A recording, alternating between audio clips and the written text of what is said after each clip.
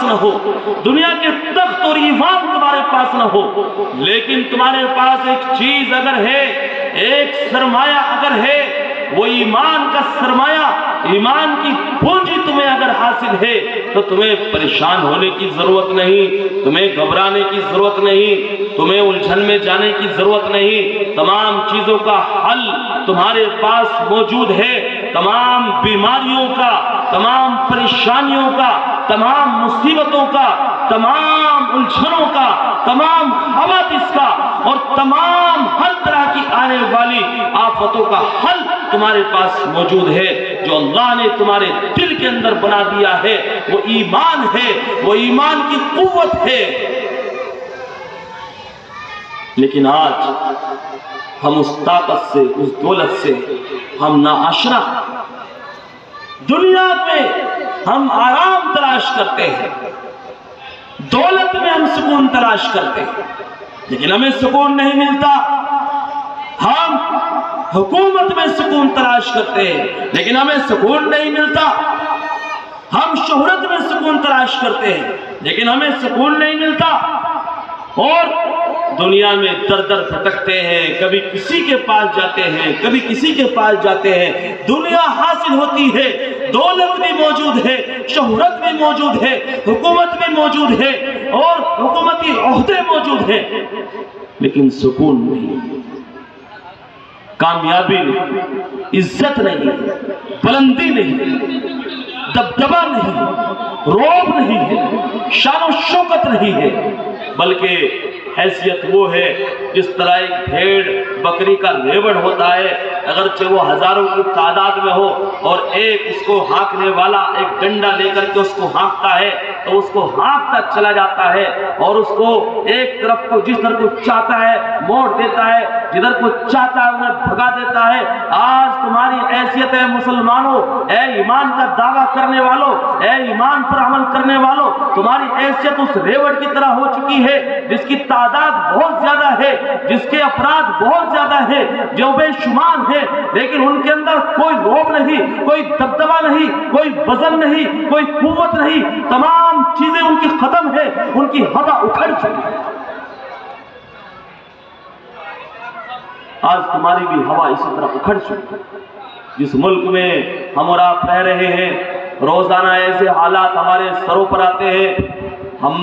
آزماتے ہیں، ہم سامنا کرتے ہیں کہ ہماری ہوا اکھڑ چکی ہے اور ہمارا کوئی وزن نہیں رہا۔ اگر آپ اپنے گھر سے باہر نکلتے ہیں تو آپ کی کوئی حیثیت نہیں ہے، کوئی مقام نہیں ہے، کوئی ویلو نہیں ہے، وہ وقار جو تمہیں حاصل تھا وہ تم کھو چکے ہو۔ اس کی وجہ کیا ہے؟ اس کی وجہ صرف اور صرف یہ ہے کہ انہوں نے ایمان کو لازم پکڑا تھا، صحابہ نے ایمان کو لازم پکڑا تھا، قرآن کو لازم پکڑا تھا، سنت کو لازم پکڑا تھا، دین کی رسی کو مضبوطی سے لازم پکڑا تھا، اللہ سے تعلق کو مضبوط کیا تھا، جس کی وجہ سے دنیا میں جہاں وہ جاتے تھے وہاں ان کو عزت حاصل ہوتی تھی، جس ملک میں وہ گئے وہاں کی حکومتیں ان کی غلام بن جاتی تھی۔ وہ مصر گئے، مصر ان کا غلام بن گیا، وہ شام گئے، شام ان کے قدموں میں آ کر کے گرا، وہ افریقہ گئے، افریقہ کے لوگ ان کے غلام بن گئے، اور وہ دنیا کے جس خطے میں گئے اس خطے کے لوگوں نے ان کا استقبال کیا، ان کی غلامی پر انہوں نے ناز کیا ہے،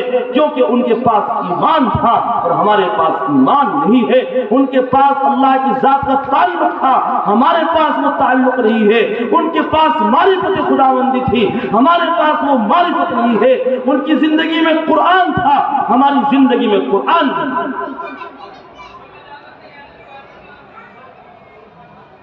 وہ معزز تھے زمانے میں مسلمان ہو کر، وہ معزز تھے زمانے میں مسلمان ہو کر، اور ہم خار ہوئے تاریخ قرآن۔ آج ہم تلاش کر رہے ہیں جس سکون کو، میرے بھائیوں، وہ سکون اگر ملے گا تو وہ دین میں ملے گا، وہ قرآن میں ملے گا، وہ اللہ سے جڑنے میں ملے گا، اللہ کی عبادت میں ملے گا۔ جس دنیا کے ہم دھکے کھا رہے ہیں، چکر کاٹتے کاٹتے ہمارے بال سفید ہو چکے ہیں، ہماری کھال میں جھریاں پڑ چکی ہیں، لیکن وہ مایا، وہ سکون، وہ عزت، وہ عافیت ہم سے دور بھاگ رہی ہے، اس کی وجہ یہ ہے ہم غلطی کا شکار ہیں، ہم گمراہی کا شکار ہیں۔ شیطان نے ہمارے ذہنوں پر ڈیرا ڈال دیا ہے کہ دنیا میں عزت ملے گی، نہیں، کبھی نہیں۔ عزت اسی میں ملے گی جس میں تمہارے بڑوں کو ملی تھی، صحابہ کو ملی تھی، اسلاف کو ملی تھی، اکابر کو ملی تھی، بزرگوں کو ملی تھی، اسی چیز میں آپ کو بھی عزت مل سکتی ہے۔ اسی کو علامہ اقبال علیہ الرحمہ نے کہا، آہ کس کی جستجو آوارہ رکھتی ہے تجھے، آہ کس کی جستجو آوارہ رکھتی ہے تجھے، راہ رو بھی تو،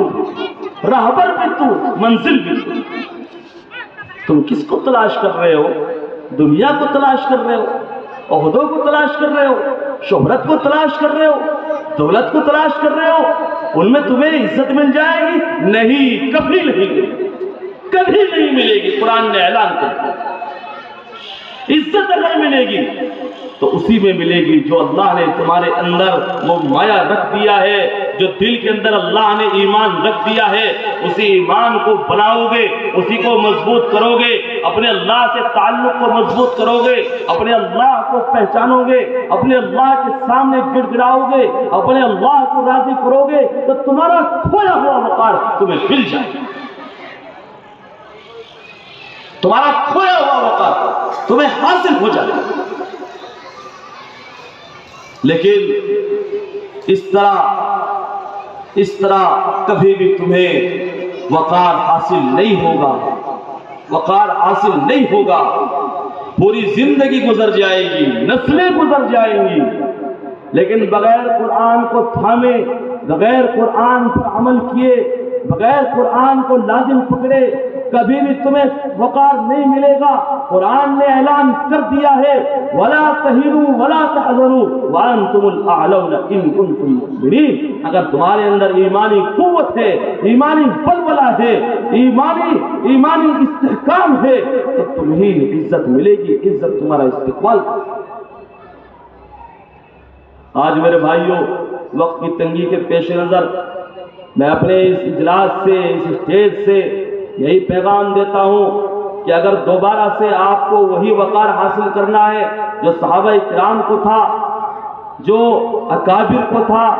جو اسلاف کو تھا، جو ہمارے بزرگوں کو تھا، تو اس کا راستہ صرف اور صرف یہ ہے کہ ہم قرآن کی تعلیمات کو لازم پکڑیں، قرآن کو پڑھیں، اس کو سمجھیں اور اس کو اپنی زندگی میں داخل کریں، اپنے اللہ کو راضی کریں۔ وہ اللہ جو ناراض ہے، جو روٹھ گیا ہے، جس کی وجہ سے ہم در در کی ٹھوکریں کھا رہے ہیں، جہاں ہم جاتے ہیں عزت ہمیں نہیں ملتی ہے، ہم عزت کو تلاش کرتے ہیں، ذلت و خارگی ہمارا مقدر بنتی ہے، ہم کبھی کسی کی غلامی کرتے ہیں، کبھی کسی کی نوکری کرتے ہیں، کبھی کسی کی جوتی سیدھی کرتے ہیں، لیکن عزت نہیں حاصل۔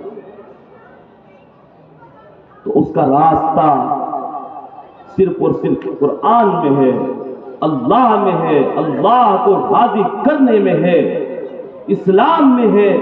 ایمان میں ہے، اللہ سے تعلق کو مضبوط کرنے میں ہے، تبھی ہمیں کچھ حاصل ہو سکتا ہے، نہیں تو اس طرح رونے بلکنے سے کوئی فائدہ حاصل ہونے والا نہیں ہے۔ صدیاں گزر گئی ہیں، صدیاں گزر جائیں گی، ہم روتے بلکتے رہیں گے، ذلیل ہوتے رہیں گے، عزت کبھی بھی ہمارے پاس نہیں آئے گی جب تک کہ ہم اپنے اندر وہی انقلاب پیدا نہیں کریں گے۔ اللہ رب العزت سے دعا ہے اللہ تعالی ہمیں قرآن پر اور ایمان پر استقامت کی اور اس میں استحکام کی توفیق عطا فرمائے۔ وآخر دعوانا الحمدللہ رب العالمین۔